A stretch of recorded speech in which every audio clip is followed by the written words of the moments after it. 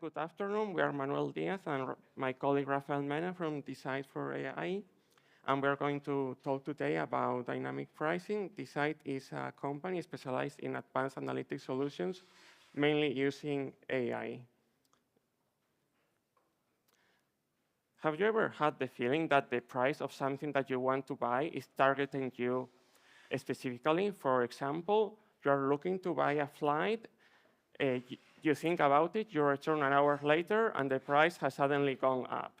Or maybe you want to cancel a subscription, and when you're about to do so, you receive a discount out of nowhere. This isn't a coincidence. It's a strategic move in a carefully orchestrated game. So what's the secret behind this?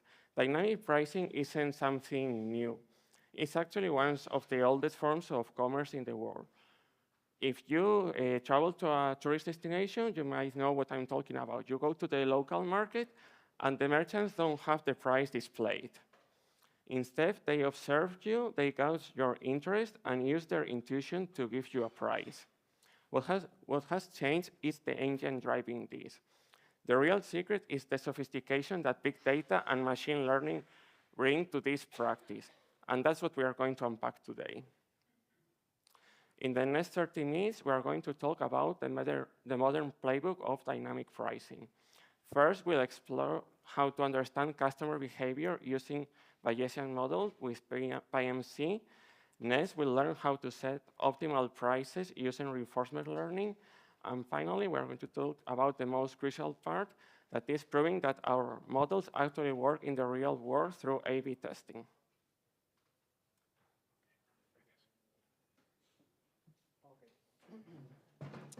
So to better understand the customer, we first need to answer a fundamental question. This is how much does the price matter? This question is answered by economic concept called price elasticity. This is a simple but powerful concept that it relates the amount of demand changing with the amount of price changing. So depending of the price that you are offering your product, you may have different demand or different probability of purchase. Of course, this depends on the underlying product. For example, there are products like medicine or essential goods where you may raise the price a bit and the demand keeps solid because those are goods that people need and they buy it in spite of the price that you are offering it. But there are other kind of goods, for example, a weekend flight, where the people are more sensitive to these price changes. This concept is the difference between a demand that is inelastic, so it's more flat around the price, or is elastic. So like this example. So there are a steepness in the function.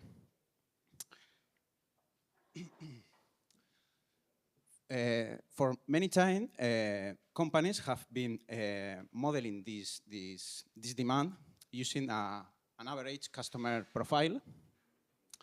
But we know that this is wrong because it's not the same. The student that is saving money for a trip, which is extremely sensitive to price, as, for example, the business traveler. There are different sensitivities to the different prices. But the thing is, how can we model these different sensitivities or customer profiles in a robust way? And if, for example, some of the customer profiles have very little data. So this is where a method called hierarchical Bayesian models really shines, because this method is able to model different groups in the data all together with their own parameters. assuming that they are related, instead of, for example, fitting a single model in isolation for every group of data. Or even worse, fitting just a model for all the groups at once. So you have the specific parameters, like you can see here. Imagine that this is some of the model parameters.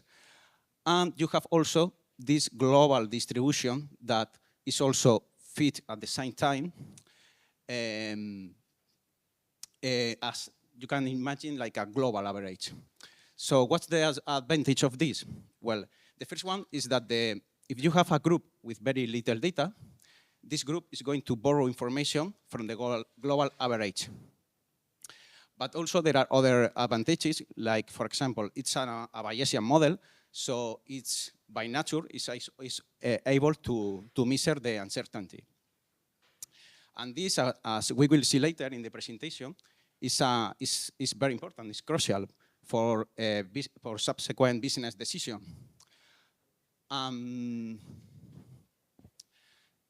This model, the hierarchical Bayesian model, we have implemented the code using PyNC.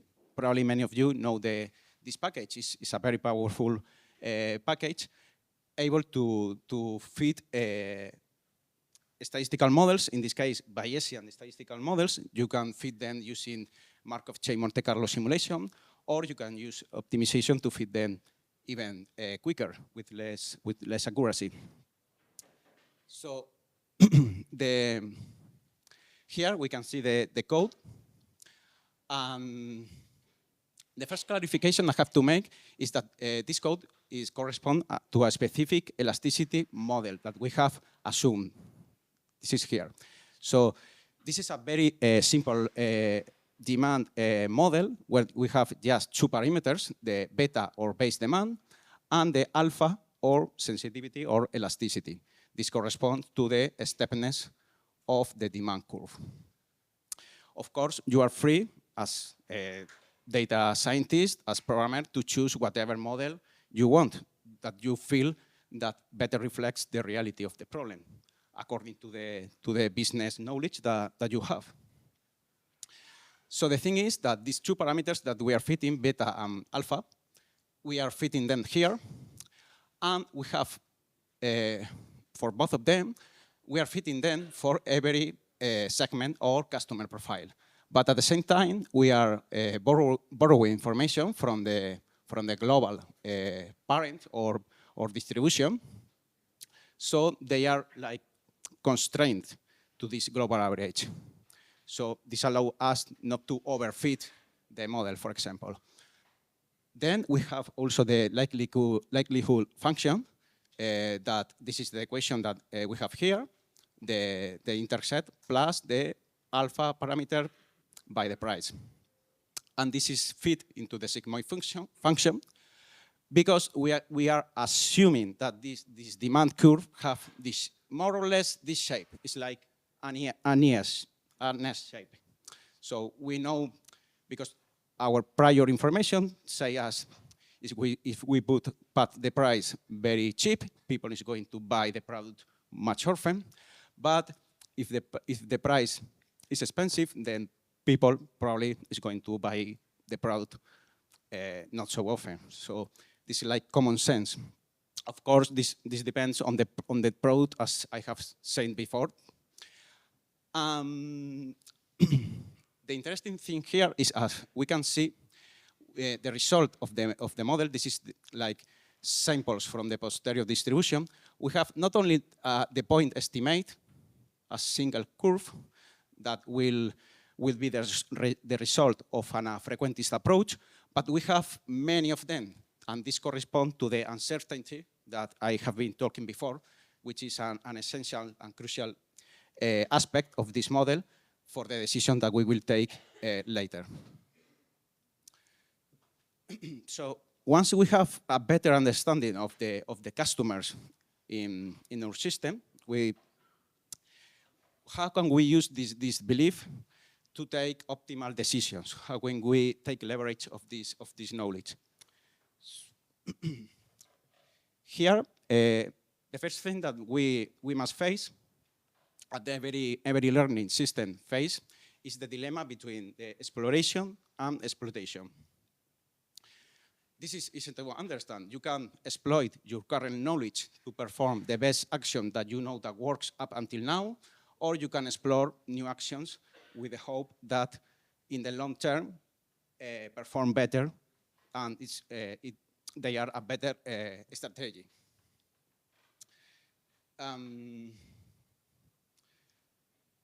This is also related to the concept of you can be greedy, you can take the most profit today from your customers, and yes, you can take a lot of profit today, but maybe in the long term, these customers are going to notice that you are greedy, you are taking too much from them, and probably you are going to lose them. This corresponds to this red line. So you take a lot of profit at the first, but then you are losing customers. On the other hand, we could take a more equilibrium approach where we are maximizing the customer lifetime value. And this is the difference between a strategy that is extracting value from your customers or creating value. And how can we achieve this? Well, there is an algorithm, the function sampling, that is the perfect partner for that works with the previous model that we have explained, the Bayesian elasticity model. Function sampling is an algorithm that solves the multi-armed bandit problem using a Bayesian approach. And how it works is very simple. It says that we have a belief of the world. We have some uncertainty, that this is represented by the Bayesian posterior distribution, the different demand curves that we could have, many of them. And then we take just one of these ones. We take one, we run one possible reality, and then optimize just for the single curve. We can optimize greedily. When I say greedily, is that if you have the demand, as you remember, in the y-axis and the price in the x-axis, you are, for example, the most simple way is you multiply the price by the probability. You have a derived function, and you take the maximum of these derived functions. You know what is the price that this customer with a given probability is going to give you the maximum profit. And you offer that price or that discount, whatever. So in this simple loop, we are at the same time performing exploration and exploitation. And this is performed in an iterative loop. This corresponds to the code of the function sampling. As you can see, it's very simple. It doesn't use any package. It's just we take one of the samples from the posterior distribution for both parameters, and this corresponds just to one curve, one demand curve. And we are optimizing, in this case, the revenue for the single curve. So we are optimizing. The interesting thing is the chart. In the upper chart, we have the exploration. We have many demand curves for a single customer profile, for example. And then in one of the iterations, we are going to take just once. So that curve is going to have one maximum. And that would be the best action for that single iteration. In the bottom figure, we have different curves for the three customer profiles that we are modeling, because this is performed for any of them. And we can see that every customer profile, in every drawn customer profile curve, is going to have a specific maximum. Here, we have run an experiment showing the revenue generated by different strategies. We have focused on a static strategy that offers always the same price. the blue one. The greedy strategy, the solid orange one, is using the initial data to calculate the optimum price and offering them for the rest of the time. Adaptive greedy is going to learn from time to time with new data, but is using only exploitation, no exploration. So this means it's not using the different demand curves from the customer profiles. So it offers always the greedy price. And the Thompson sampling, that is the approach that we are proposing here, that performs exploration and exploitation over the time. Well, to better understand this experiment, as you can see, there are two lines here, two dashed lines. This corresponds to different changes that we have introduced in the market. This could be in the reality like new competitors or something that breaks the market and customers are behaving differently. So for those of you that are aware of concept drift, this is a very important and challenging problem in machine learning, especially in production systems. This is related to changes in the data distribution or changes in the learning process from the input to the output. So what we have modeled here is we have certain parameters for the underlying demand for the customer profiles, green and red, until the 300 iteration, but these parameters changes at the 300 iteration and then at the 600 iteration. So let's say that customers are expected to pay more for your product over time. Let's say this is just a simulated thing. And the interesting thing to see is how the different strategies perform over time. You can see that the static one is expected to perform worse because they offer always the same price. But the interesting thing, well, it's just luck. But at the end, it seems to perform a bit better than the other. But this is just luck because the price was higher at the initial, and it just matches the customer expectation at the end. The greedy one, for example, is offering a lower price. So yes, at the first, it's logical to perform better because using just the data to optimize, but then later it gets at the last.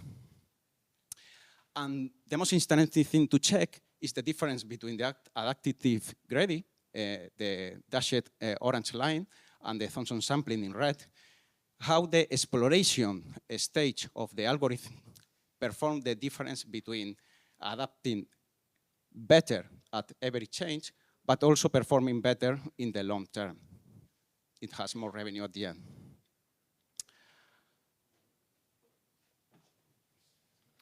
So up until now, we've built a powerful Bayesian model to understand our customers, and we developed a smart reinforcement learning to set the prices. The results are looking promising, but should we deploy it right away? The answer is no. Before deploying it, we have to test how it works on the real world. There is a gap between training a model in the lab and seeing its real-world impact. Achieving a great score is like you're a champion in a racing simulator. It's cool, but it doesn't tell you how you're going to perform a real race with changing weather conditions and other humans competing against you. The gold standard for measuring the impact in the real world is A/B testing. In A/B testing, we randomly split our users between two groups.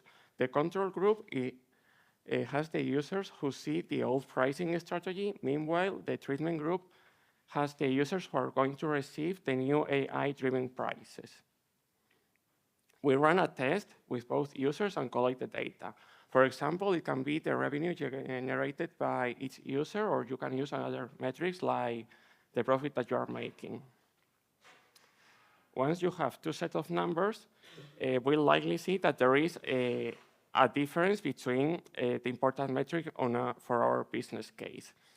But is this difference relevant? Is this a causal effect of our model, or is it just some random noise? We have to analyze these results. A common approach for this is using a statistical test like the famous t-test, which provides us with a p-value, but a p-value only gives us a yes or no significance answer. There is another approach using PyMC that can give us a much richer and intuitive answer. Here we have implemented an example of how to do that. On the left, you can see the code. We start by defining our prior belief about the conversion rate of each of treatment and control groups. Initially, we assume no prior knowledge. Then we define the key metric. In this case, is the uplift of the treatment group over the control group. And we input the data from our A/B test. The result is what we see on the right. This is a chart that allows us to make more informed business decisions. For example, it empowers us to answer questions like, what's the probability that our new pricing is actually better? We can say that according to our model, we can be 97% sure, or we can also answer questions like, how much better will it be? What's the risk? What is the expected rate of uplift? This is the difference between a simple statistics test that gives us a yes or no, or a real decision-making tool that allows us to provide a complete picture of what we should expect and confidently say that our model is working. Proving a causal link in revenue is a huge win. But to become a great business partner, a data scientist can also conduct a full health check of any unintended consequences. The A/B test is the foundation for everything we are going to talk about in the following slides. This is splitting the users between control and treatment group to run the analysis. The real challenge is choosing what analytical tools we use to measure the outcomes for each group. First, for assessing the direct business impact, like we did in the previous slide, we have two options in Python. Using the famous SciPy stats module to get a quick p-value that is really fast and easy to run and widely understood, or we can use the Bayesian approach that we just showcased, which offers a much richer and intuitive answer. As we showed on the previous slide, by getting the distributions for revenue of both groups, we can walk into a meeting and say things confidently. For example, there is a 98% probability that our new pricing strategy will be better than our previous strategy. We have calculated that we are 90% sure that the uplift will be between 3 and 6%. This approach quantifies both business impact and risk, which is something really important for stakeholders to make decisions. Another important aspect is long-term loyalty. Our test is going to be short in time, so we can measure the full impact of charm within our test. But there is another tool to do this, which is called survival analysis. For example, there is a Python library called Lifelines, which allows you to plot the survival curves of both groups. So you can see if, for example, if the life curve of the treatment group starts to drop faster than in the control group, which might be a warning that your new pricing strategy is harming customer retention. And it can be before it becomes actually apparent on another type of analysis. Finally, a customer lifetime value is something that is impossible to measure on a short test as well. So you have to be witty about it and use proxy metrics for both groups. These are leading indicators or behaviors that you know that are correlated with your customers' long lifetime value. You can calculate them for both control and treatment groups, and revise things like is the engagement or like the number of sessions per week different between both groups, the adoption of sticky features, or if you run customer satisfaction polls, you can check if they start to diverge. So all in all, an A/B test is not just about getting a p-value on one metric and determining that your results are significant or not, but it's something that gives you a framework to use this toolbox to build a complete 360-degree picture of your results and the effects that they could have in your business. As conclusions, we can say that we have taken a quick but wide journey through the secrets of dynamic pricing. We explore what we consider to be the three core steps of the playbook.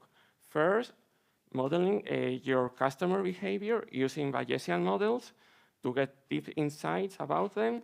Second, apply reinforcement learning to have an intelligent algorithm that is able to adapt your pricing strategy over time. And most important, A/B testing to check that your results are actually relevant and your models are delivering real results.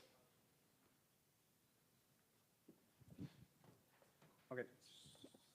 So the thing is that the real secret or the real goal of this kind of dynamic pricing systems is, we have been talking, not to get the most from the customer today to make the most profit in the short term, but to look at the long term, to build the customer trust and to maximize, as we have seen saying, the customer lifetime value, because it shouldn't feel like exploitative, but fair, because this allows also the companies to rely on other kind of strategies, like, for example, cross-selling of things like that. So that's in the end the goal of this kind of dynamic pricing systems. And well, that's been all. We hope that you have enjoyed. Thank you very much for your attention, and any question is welcome. So thank you.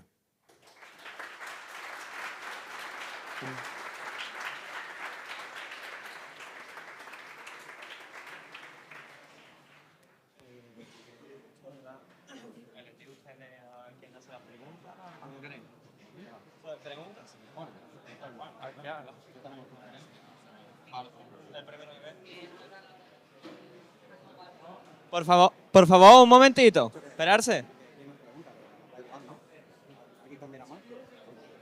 Hi. Shh. Please. Shh.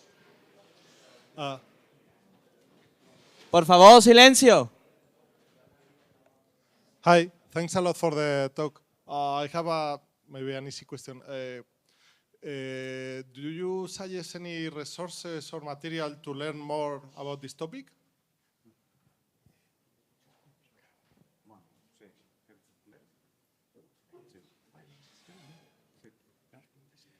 So you mean more about dynamic pricing or statistical modeling? Well, I'm interested in learning more about dynamic pricing. Okay. So yeah, you have to look, there are many resources, but the thing that you have to look for is revenue management. That's that are the keywords that have a lot of resources about the topic. Probably you are going to find a lot of classical methods, because this is a very old topic. But today there are a lot of good resources using reinforcement learning and many strategies that are more complicated than what that we have shown here, relying on function sampling. For example, you can rely on policy gradients and deep reinforcement learning. So there are a lot of resources. We can help you any time later. You can write us and we can send you. Thank you. Thank you.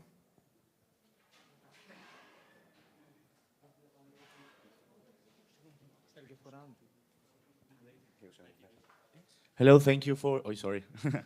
Thank you for the talk. I have a question regarding the model that you have created at the beginning of price elasticity, like the curve and the model that's, you said it, which is like beta plus alpha times. How do you know that's the proper model for your data sets or for your customers? Do you validate it afterwards? And also, how does that affect like the conclusions that you get when you're doing like the prediction? For example, when you were showing the some sampling curves versus the other stuff, you're actually sampling things from that distribution, right? Like how does that, the appropriateness of that kind of model applies to when you are getting the conclusions on what's the best way to proceed? I don't know if I explained myself properly, but I hope I did. Sorry. Yes, that's a very interesting question because that's the basis of all of this kind of system. The first choice that you have to make is what's the best model that reflects the reality. And in this scenario, you first have to take business knowledge, and you know what could work better. In this case, as I said, the common sense says that if you have you are selling things, people are going to buy you more often if you offer them cheaper, right? Or free, even better. So the thing is that in this case of a scenario, we have also taken the decision for the purpose of the stock to take a simple approach. And in this scenario, a parametric form that works and achieve this prior information is the logistic regression or the sigmoid shape, because it's a monotonic decreasing function, so it complies with this scenario of having less probability as you increase your input, in this case, the price. And also because some products, of course, depends on the product or the service that you are selling, but many of them have these saturated points at the beginning of the price and at the end of the price. But of course, depends a lot of the product. You can also have another approach, it's like a non-parametric approach. So, for example, let's say some gradient boosting, for example, that has more points to fit the function. And if you think that there are this kind of, let's say, psychological behavior between the product that you are selling and the customers. So it's not an easy answer because this is the basis of every problem. It's something that you have to feed the data and first perform an exploration data analysis to check what's the best relationship between the data and your assumptions, and of course validate at the end. And I don't know if I have answered your question, or if there are. Yes.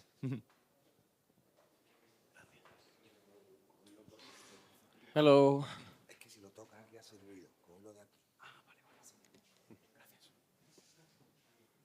Hello, thank you for the presentation. So my question is also about this hierarchical modeling.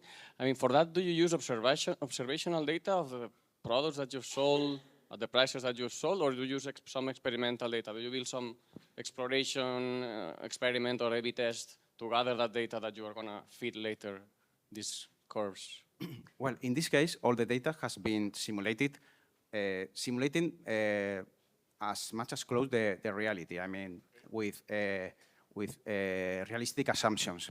Of course, we as a consulting company in the CIDE, we are working with other companies that they are performing dynamic pricing, and we are developing these systems for them. So we have access to the real data, of course, but we cannot use this data for these purposes because it's confidential. But we have modeled this data, as I said, as much as close to reality as possible. Okay. So you only use experiments in the later stages, no? At the end of the process, not at the beginning. Yes, you use the real data that you have available, but over time you retrain the model as when you have new data, because you also have exploration part on the reinforcement learning algorithms, so you're going to get new data with different values to improve the Bayesian model. Okay, thank you. Thanks so much. I have a question. I guess you work for different customers, so this is a part of your experience with these different clients. I would like to ask if you face any challenges when getting the minimal price over these different customers.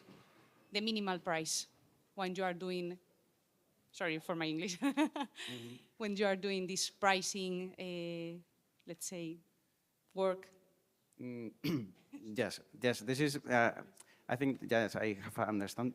This is very, very controversial because in the end, when you are working with a company and you are performing machine learning to these automated decisions, you have to also fight or, let's say, play, is a better word, with the business team because they have their own rules and you don't have all the freedom that you will want to perform all the action that your system is trying to offer.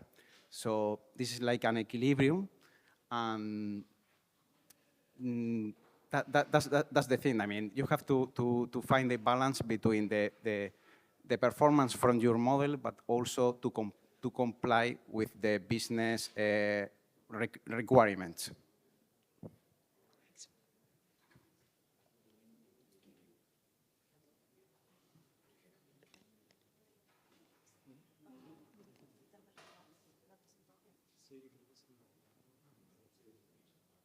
¿Alguna pregunta más? Vale. Pues perfecto, muchísimas gracias por todo y ha sido un placer. Gracias.